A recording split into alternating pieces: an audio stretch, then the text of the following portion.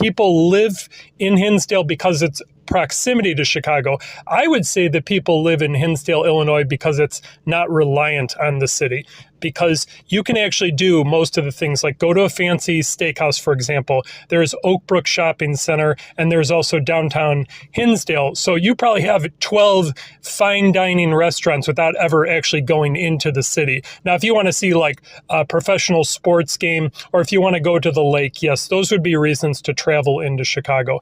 The number one reason, besides just the homes themselves, is the number one rated public high school. See, it's not only the number one rated public high school in Illinois, it's the number rated public high school in all of North America. So people relocate from out of the country, for example, especially if their children are like already good athletes and they want to get a scholarship to college, or they're already very well known academically. Hinsdale Central has a very good placement program where some people even go right into the workforce without even going into college. It's considered that elite of an education. So the biggest reason you want to buy in Hinsdale, Illinois is for the homes themselves. The second biggest reason is probably the proximity to a nice proper downtown. It's not just a little commuter village. It actually has its own, it has multiple banks, multiple real estate agents, multiple fine dining options, and a true town hall, like a true center downtown. So that's why I would buy. So if you've lived in Hinsdale, Illinois for over 100 years or more,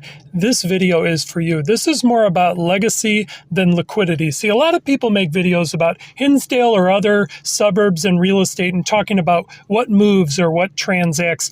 Hinsdale is more about what doesn't move, the legacy, the holding culture. So a lot of what people do in Hinsdale is called legacy wealth building, meaning interchangeable wealth transfer. So they keep the properties and then transfer them to the next generation, and that generation acts as sort of a steward for the following generation.